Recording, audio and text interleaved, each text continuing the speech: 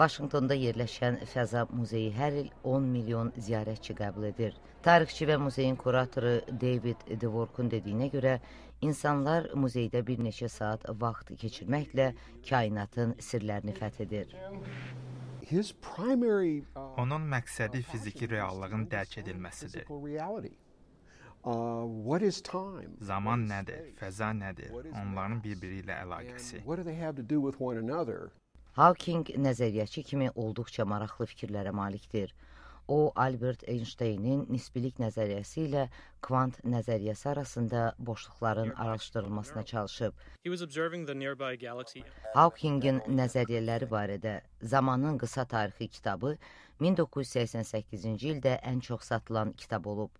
Londonun Fəza Muzeyi qara dəliklər barədə Hawking'in baxışlarını nümayiş etdirir. Cazibə qüvvəsi yüksək olan bu eksponatlardan hətta işıq belə çıxa bilmir. Burada qara dəliyin cazibə qüvvəsi göstərilir. Böyük ulduzlar öz üzərlərinə düşdükdə onlar sonsuz sıxlıqlarını qoruma qabiliyyətini əldə edir. Bu, qara dəliyin daxili fövqələdəliyini nümayiş etdirir. Beyin degenerativ xəstəliyindən əziyyət çəkdiyinə görə əlil arabasından qalxa bilməyən Hawking kompüter vasitəsilə danışır. 65-ci ad günündə Hawkingə xüsusi hədiyyə bağışlanmışdı.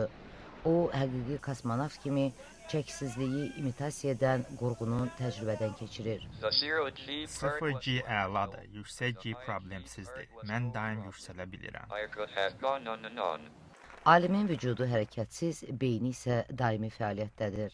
2008-ci ildə o, bəşəriyyət üçün yeni eranın başlandığını demiş və bunu Avropalıların 500 il əvvəl başlatdığı era ilə paralel gətirmişdi.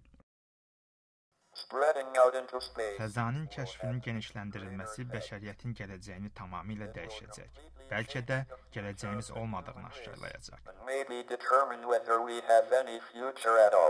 Hawking deyir ki, alimlərin yeni nəslinin gələcəyi onların təhsilindən asılıdır.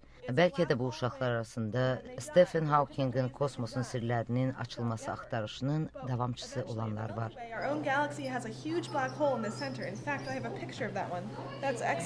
Vaşinqtondan Sevda Əliyeva, Amerikanın səsi.